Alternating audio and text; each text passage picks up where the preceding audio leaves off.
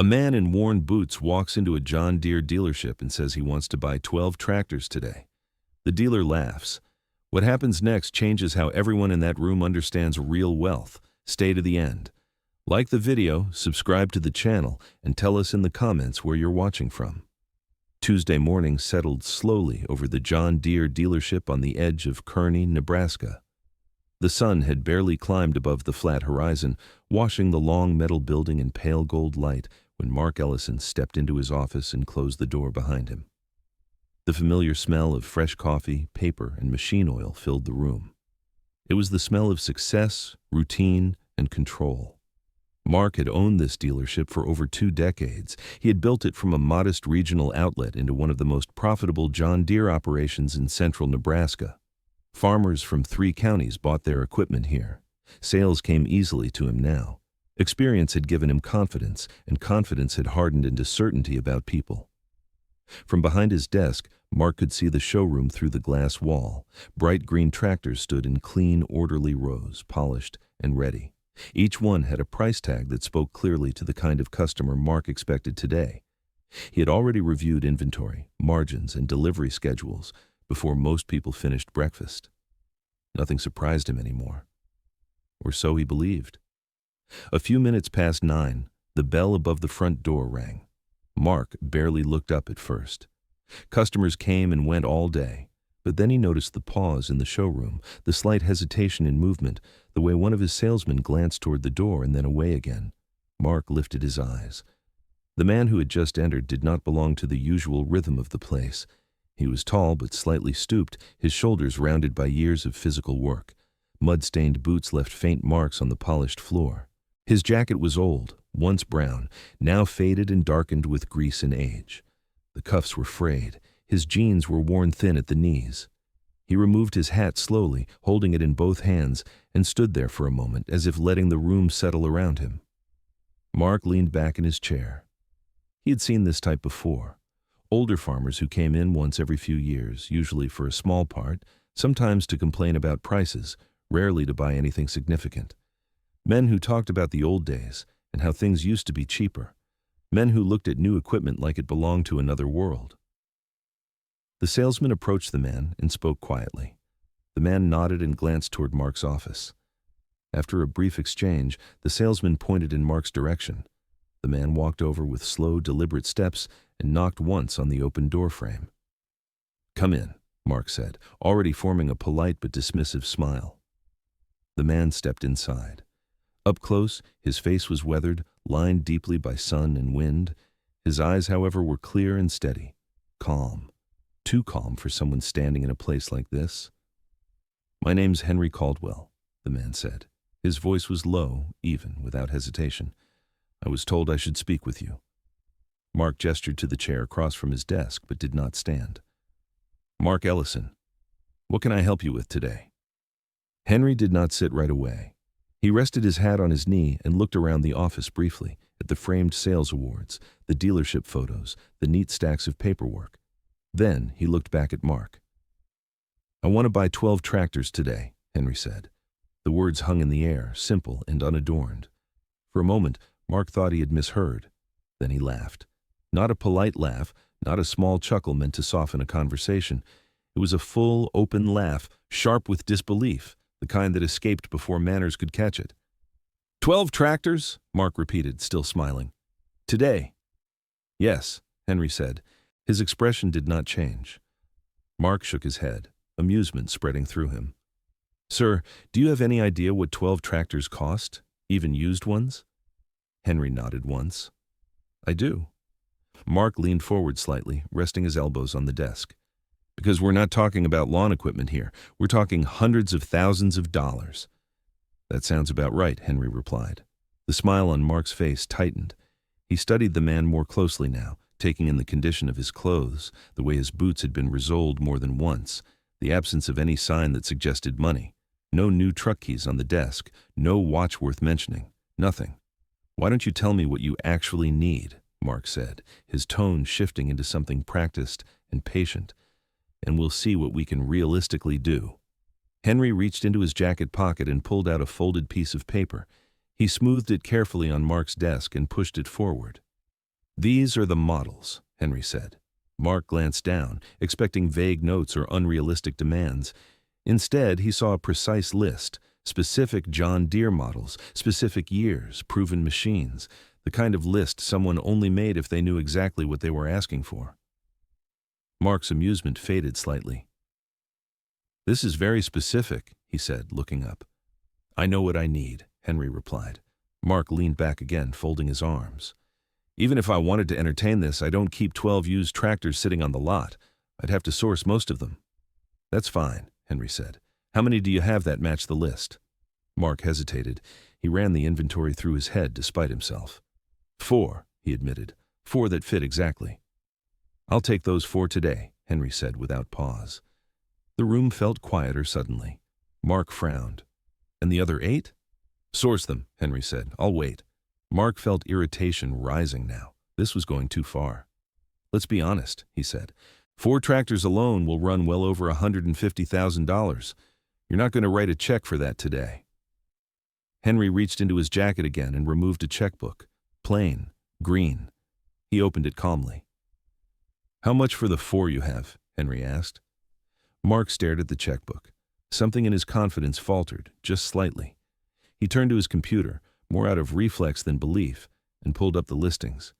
He read off the numbers, expecting hesitation, excuses, anything. Henry did not react. "Make it out to the dealership," Henry said, already writing. Mark watched as the pen moved steadily across the paper. When Henry tore out the check and placed it on the desk, the number written there forced Mark to stop breathing for a second. He picked it up slowly. "You're serious," Mark said. "Completely," Henry replied. Mark looked at the name on the check, then back at the man sitting across from him. For the first time that morning, he felt something unfamiliar creep into his certainty. "Mr. Caldwell," Mark said carefully, "I'll need to verify this." "Of course," Henry said. Mark reached for the phone, his earlier laughter echoing faintly in his head as he dialed the bank. Mark held the phone to his ear, eyes fixed on the check lying on his desk. The amount written there was unmistakable, the ink still fresh, the signature firm and confident. The laughter from earlier felt distant now, almost embarrassing, but he pushed the thought aside. This was procedure. It had to be. The line clicked, and a woman answered from the local bank. Mark gave the account details, his voice steady, professional, as if this were an ordinary transaction. He waited, listening to the faint tapping of a keyboard on the other end. The seconds stretched longer than they should have. Henry sat quietly across from him, hands folded, posture relaxed, as if there were no doubt at all about what the answer would be. "Yes," the banker finally said. "The funds are available. The check will clear without issue." Mark thanked her, ended the call, and slowly lowered the receiver back onto its cradle. For a brief moment, he simply stared at the desk in front of him. The room felt different now, smaller somehow. The confidence that usually filled it had shifted, replaced by something closer to disbelief. He looked up at Henry again, really looked this time. The same worn jacket, the same weathered face. Nothing had changed, and yet everything had.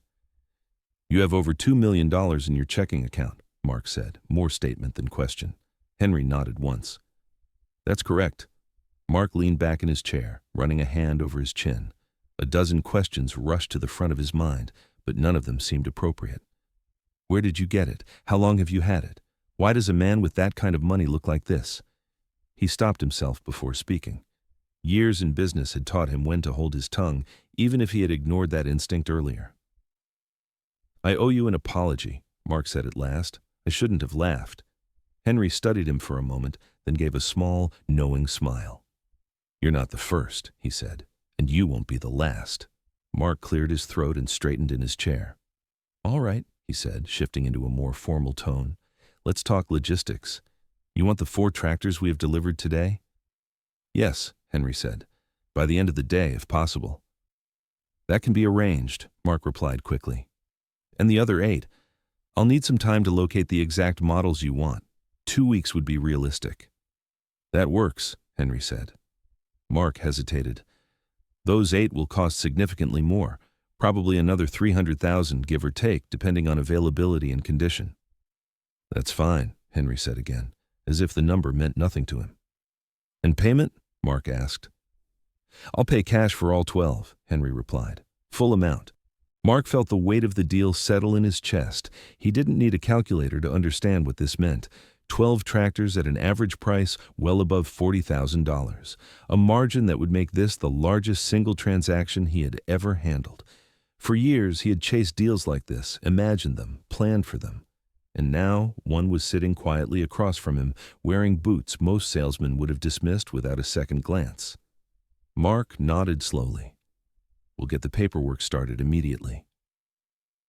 As he gathered the necessary forms, he felt a growing unease, not about the deal, but about himself.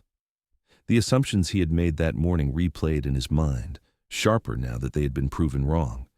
He glanced at Henry again, curiosity replacing judgment. "If you don't mind me asking," Mark said cautiously, "why 12 tractors?" Henry did not answer right away. He leaned back in his chair and looked past Mark, toward the glass wall and the bright green machines in the showroom beyond. When he finally spoke, his voice was calm, but there was something heavier beneath it. "I don't need them," he said. Mark paused, pen hovering over the paperwork. "You don't?" "No," Henry replied. "I'm buying them for other farmers." Mark blinked. "Other farmers?" "Yes." The words made no sense at first. Mark set the pen down. "You're buying $500,000 worth of tractors for other people?" Henry nodded. "Young farmers. People who can't afford equipment, people the banks won't touch." Mark felt a strange tightness in his chest. He had expected many things from this conversation, but not this. "You're giving them away?" "Some," Henry said. "Others I'll sell at cost, no interest, long terms, whatever they can handle." Mark shook his head slowly. "Why?" Henry turned his gaze back to him. "Because I know what happens when good farmers don't get a chance." Mark leaned back, absorbing the words. The office felt quieter again, but this time the silence carried weight. He had spent his life selling equipment, financing dreams at interest, measuring success in numbers and margins. What Henry was describing did not fit neatly into any of that. "I think," Henry said gently, "it might help if I told you why I'm doing this." Mark nodded, almost instinctively. "I'd like to hear it." Henry adjusted his chair slightly, as if settling in for something that had been waiting to be said for a long time. "But first," he added, "let's make sure the paperwork is in order. I want those 4 tractors moving today." Mark smiled faintly, a real smile this time. "They will be." As he finalized the documents, he realized that the deal he thought mattered most that morning was no longer the main thing occupying his mind. The check had cleared. The sale was secured. Yet what stayed with him was the quiet certainty in Henry's voice and the unsettling sense that he was about to hear a story that would change the way he understood money, success, and the people he thought he knew. When the last form was signed, Mark looked up. "All right," he said. "I'm listening." Henry took a slow breath and began. Henry did not rush his words. He sat back in the chair, hands resting loosely on his knees, as if he had told this story many times before, even if only to himself. Mark leaned forward without realizing it, the paperwork forgotten, the hum of the dealership fading into the background. "I grew up around farms that disappeared," Henry said. "Not because the people were lazy, not because they didn't know what they were doing. They disappeared because timing was wrong and debt was heavy." Mark listened, silent. Henry spoke of being a young man during years when optimism was easy and borrowing was encouraged. Land values were rising, equipment was getting bigger and more expensive, and banks were eager to lend. "Everyone believed the good years would last forever," Henry said. "Most people thought the only way forward was faster, larger, more leveraged." He shook his head slightly. "I didn't." Henry explained that when he bought his first piece of land, he borrowed, but only what he believed he could destroy quickly. While neighbors stretched payments over decades, he lived on less, repaired his own machinery, and paid every extra dollar toward his land. Vacations were postponed, new trucks were ignored, comfort was delayed. "People thought I was foolish," he said. "They told me I should enjoy life while I was young. But I had seen what debt did when conditions changed. I didn't want to be at the mercy of interest rates or markets." By the time many farmers were expanding, Henry was focused on finishing. When downturns came, and they always did. He was already free of debt. That freedom changed everything.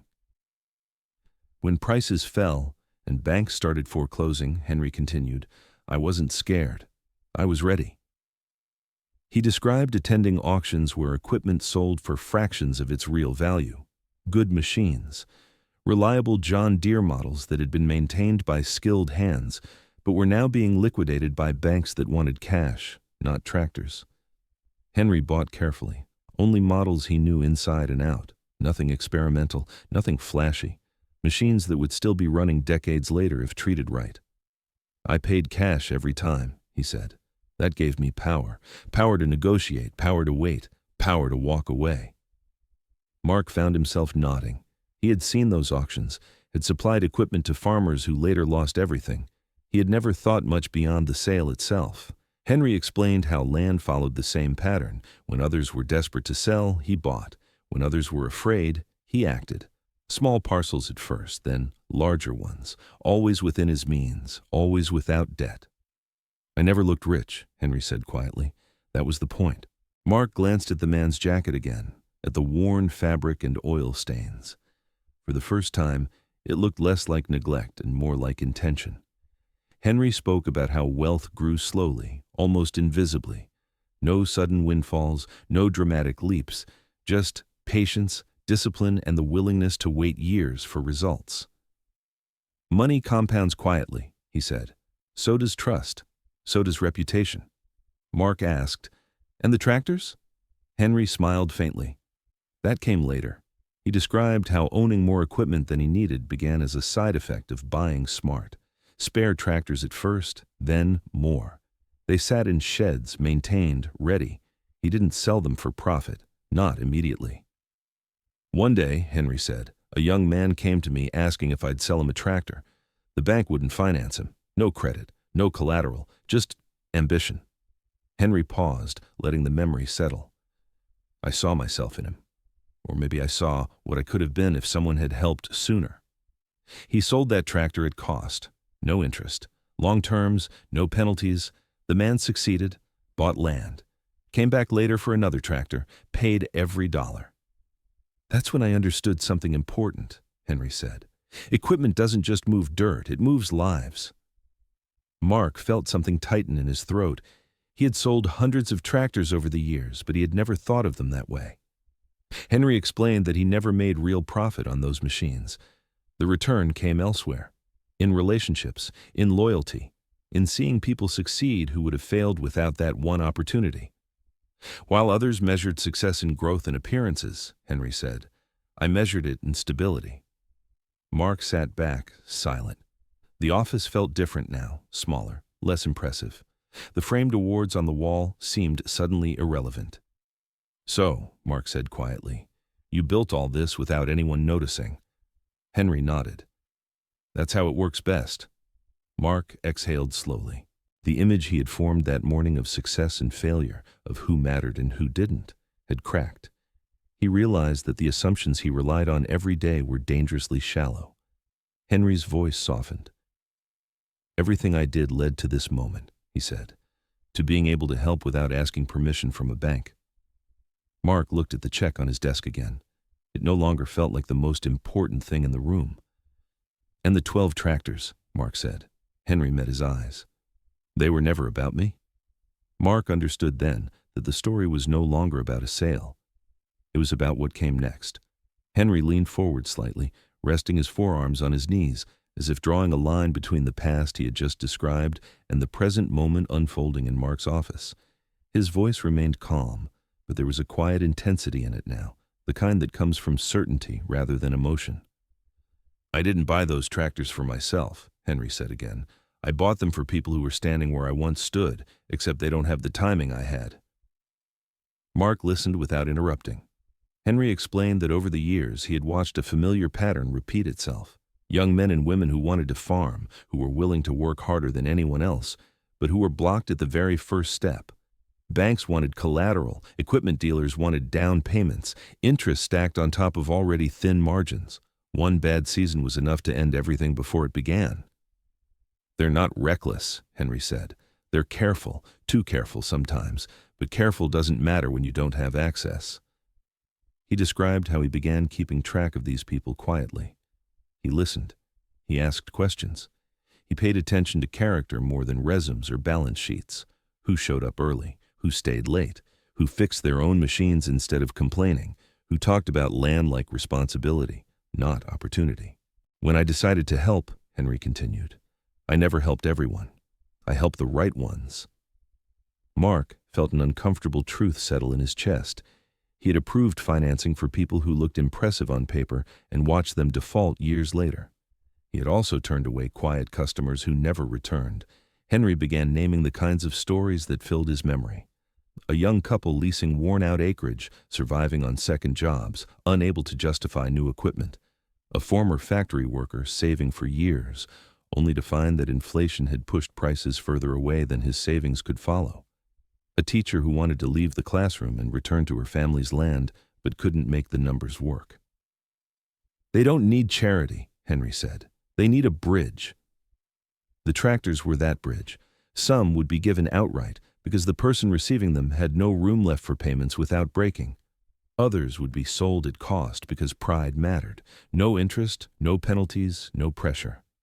Mark imagined the deliveries, the looks on faces, the disbelief, the relief. Henry nodded, as if sensing his thoughts. I've seen grown men cry over a set of keys, he said, not because of the machine, because of what it means. He explained how the impact never stopped with the first recipient. A farmer who succeeds hires help, rents more land, buys fuel, seed, repairs, teaches others. The benefit multiplies quietly, just like the wealth that funded it. I never wanted my name on anything, Henry said. Most of them don't even know how much the tractors were worth. That's not the point. Mark realized how different this was from the philanthropy he had seen before. No ceremonies, no press, no plaques on walls, just equipment moving from one set of hands to another. You could have made a fortune selling those machines at market value, Mark said. Henry smiled faintly. I already had enough. The words landed heavily. Enough. Mark thought about the sales goals pinned to his office board, the constant push for more. He wondered when enough had ever crossed his mind. Henry went on to explain that helping others was not a sudden decision, but a natural extension of everything he had done before. He had avoided debt to protect himself. Now he was using that protection to shield others. The banks won't take the risk, Henry said. I will. Mark nodded slowly. He felt something shift inside him, an uncomfortable mix of admiration and self-reflection. He had spent his life measuring success in volume and growth. Henry measured it in continuity. So the 12 tractors, Mark said carefully, they're the beginning. Yes, Henry replied. They're immediate. There are 12 people I've already chosen. They're ready. They just need the machines. Mark pictured the inventory list again, the specific models Henry had requested. Proven, reliable, the kind that lasted. Nothing flashy. It's strange, Mark said quietly. I sell equipment every day and I've never thought of it this way. Henry met his eyes. Most people don't. There was a pause, heavy but not awkward. Outside the office, the dealership carried on as usual. Phones rang, salesmen talked, machines waited. These tractors, Henry said, standing slowly, will change lives, not because they're special, but because they're timed right. Mark stood as well, feeling the weight of the moment. The deal he had laughed at that morning had transformed into something far larger than profit. I'll make sure everything is handled properly, Mark said. Personally, Henry nodded. I know you will. As Henry reached for his hat, Mark realized that the conversation had already altered something fundamental in him. The tractors were no longer just inventory. They were commitments, and Henry was not finished yet. The months that followed moved quickly, but the meaning of them settled slowly.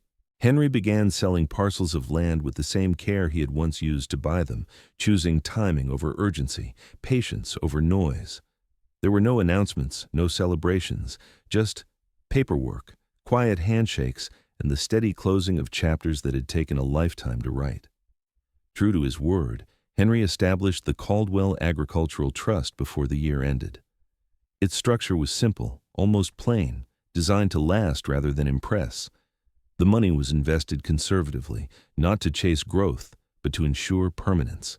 The purpose was clear and narrow: provide access to farm equipment for young farmers who could not obtain conventional financing. No speculation, no shortcuts, only opportunity.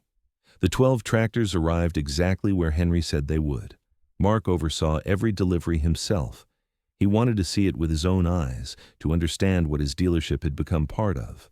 The reactions were different every time, but the pattern was the same: silence first, disbelief, then gratitude that came out in unexpected ways, hands trembling on steering wheels, long pauses before words could form. Some laughed, some cried, none of them treated the machines lightly. Mark watched people stand straighter once the tractor was theirs. He saw confidence return to shoulders that had been bent by years of rejection. These were not reckless dreamers. They were planners, workers, people who had been waiting for the right moment that never came until Henry created it. Henry did not attend most of the deliveries. He didn't need to. He trusted the process. When he did show up, he kept his distance, offering few words and no speeches. "Make it count," was usually all he said. Mark found himself changed in ways he hadn't expected. He began listening more carefully. He asked different questions of customers. He stopped assuming that a new truck meant success or that worn boots meant failure. The memory of his laughter that first morning stayed with him, not as shame alone, but as a reminder of how easily he could have missed everything that followed. Henry's health declined quietly, as he would have preferred. There were no dramatic moments, only gradual withdrawal. When he passed away, the news traveled faster than anyone anticipated. Farmers came from miles away, then from other counties, then from other states. The church filled, then the lot outside filled. Stories surfaced that Mark had never heard, small acts repeated over decades, each one insignificant on its own, overwhelming in total. People spoke not of Henry's money, but of his timing, of the moment he stepped in when no one else would, of the space he created between failure and survival. The trust continued without interruption. That was the point. Equipment moved, lives shifted. The work went on. Years later, Mark closed his dealership and retired. He did well, by any traditional measure, but when asked about the most important deal of his career, he never mentioned numbers. He talked about a quiet man in dirty boots who walked into his office one Tuesday morning and asked for 12 tractors. "I laughed," Mark would say, "and I was wrong." He volunteered with the trust after that, helping identify candidates, helping move equipment, helping connect people who needed help with people who could offer it. It felt like a correction, small but necessary. Henry had never wanted recognition. He wanted continuity. He understood that wealth was not what you accumulated, but what you allowed to flow through you without losing its purpose. He had built his life around restraint so that, in the end, he could act without hesitation. The tractors continued to work fields Henry would never see again. Crops grew. Families stayed. Futures formed quietly, without applause. And somewhere between the rows of corn and the gravel roads that led to small towns no one talked about, Henry's real legacy endured. Not in buildings or accounts, but in people who were still standing because someone had chosen to listen instead of laugh. This wasn't really a story about tractors. It was about quiet choices and real impact. If it meant something to you, like the video, subscribe, and write where you're watching from.